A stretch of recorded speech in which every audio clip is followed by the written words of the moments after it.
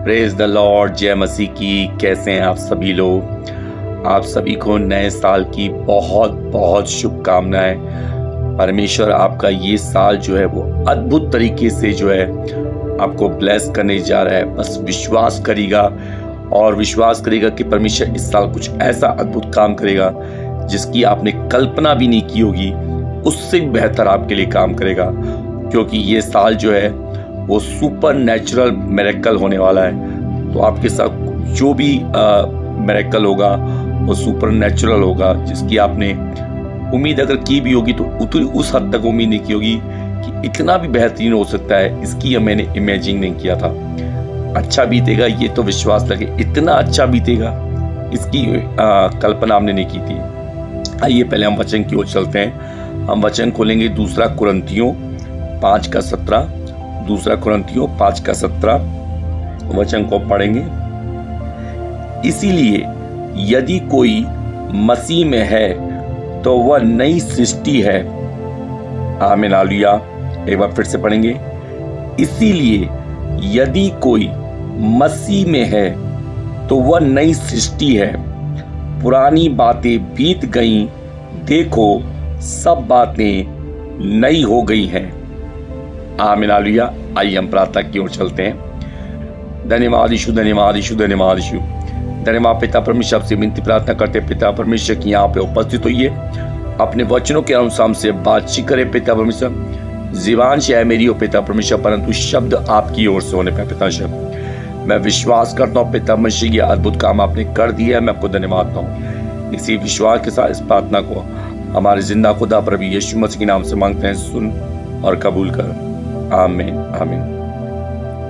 तो मेरे प्रियो, जैसा कि पौलुस की ये लिखी हुई पत्री है, तो जैसा कि इसमें कहा कि जो मसीह में है, मसीह में मतलब जैसे हम विश्वासी मसीह में है, जो परमेश्वर पर विश्वास रखते हैं, अपने जिंदा खुदा को जानते हैं कि वो बहुत जल्द आने वाला है।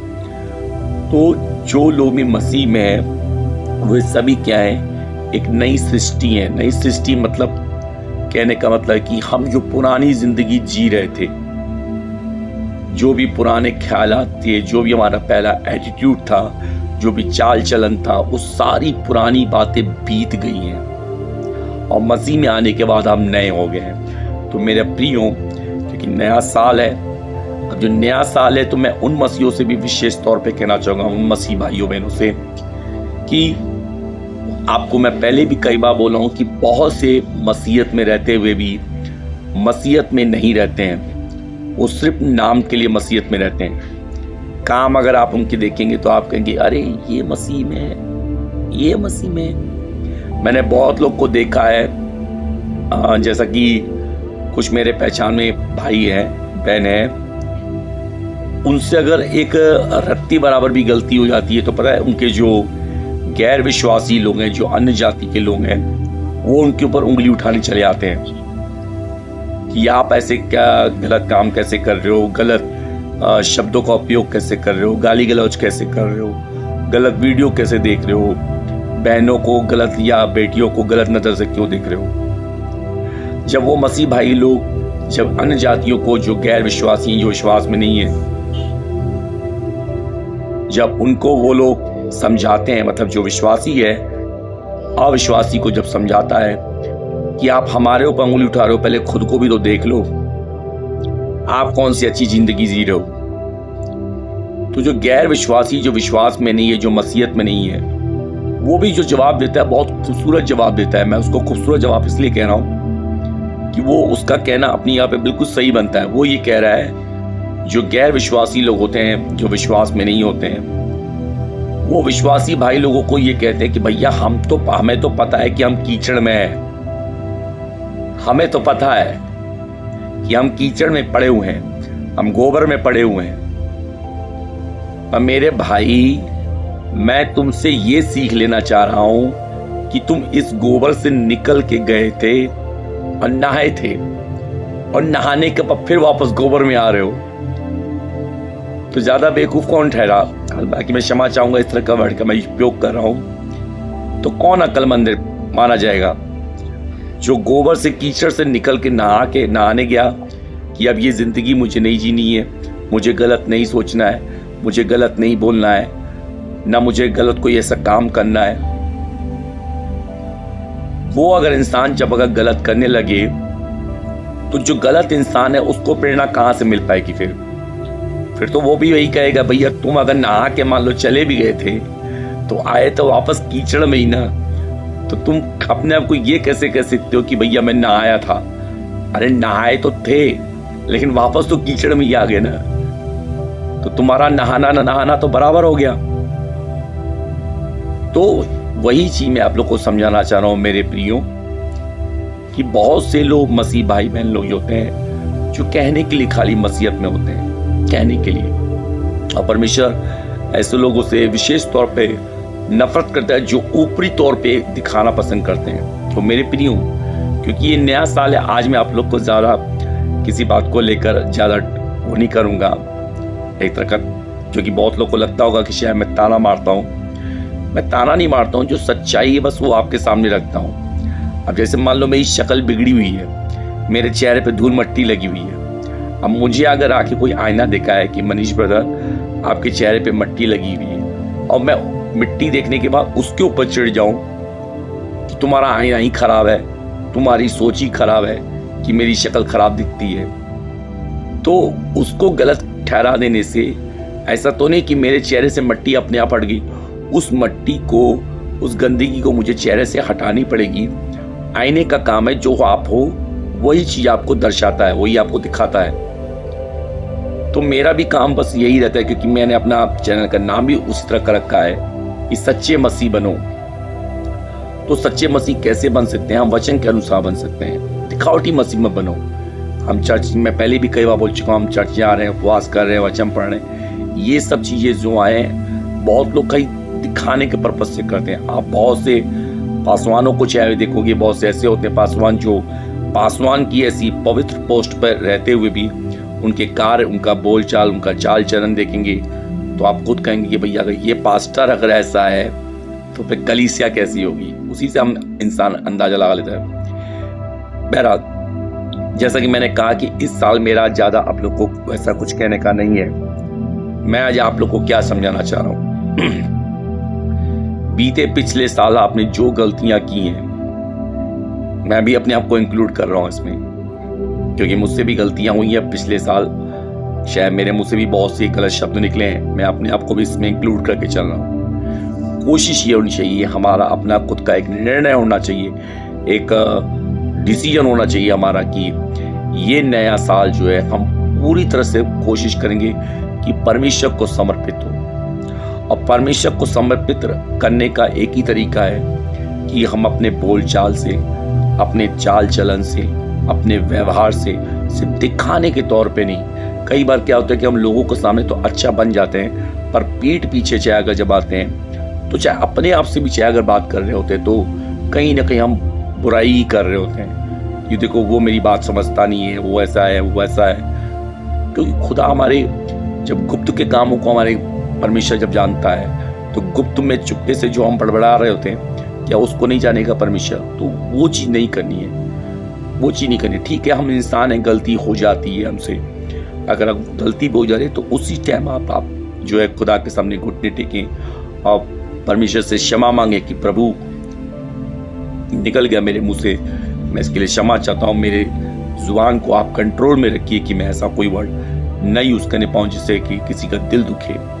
आप किसी भी अपने प्रोफेशनल में हो सकते हैं, हो सकता है आप कोई माँ है, कोई बहन है, कोई भाई है, कोई पति है, कोई पिता है, तो प्लीज़ आप अपने आप को जो है कंट्रोल में रखना चालू रखिए। क्योंकि आत्मा के जो 9 वरदान है उसमें सबसे महत्वपूर्ण जो वरदान, जो सबसे इम्पोर्टेंट वरदान कहा जाता है वो है संयम। अपने आप को संयम रखना आप सीख लिए ना तो आधी जंग तो आप समझ लो ऐसे ही जीत गया। खुदा के इतने करीब आप आ जाओगे कि खुदा आपको खुद ही नहीं छोड़ना चाहेगा। वैसे तो उसका वचन ऑलरेडी है कि मैं न कभी तुम्हें छोड़ूंगा, मैं न कभी तुम्हें त्यागूंगा, पर किन को? परमेश्वर उन्हीं को सच में नहीं छोड़ना पसंद करता है, उन्हीं को त्यागना पसंद नहीं करता है। तो मेरे प्रियो, परमेश्वर उन्हीं को त्यागना या छोड़ना पसंद नहीं करता है जिनके हृदय में सच में पछतावा रहता है कि हाँ परमेश्वर ये गलती हुई है मुझसे और मैंने इस पे अपने को कंट्रोल भी किया था, लेकिन न चाहकर भी मुझसे हो गया।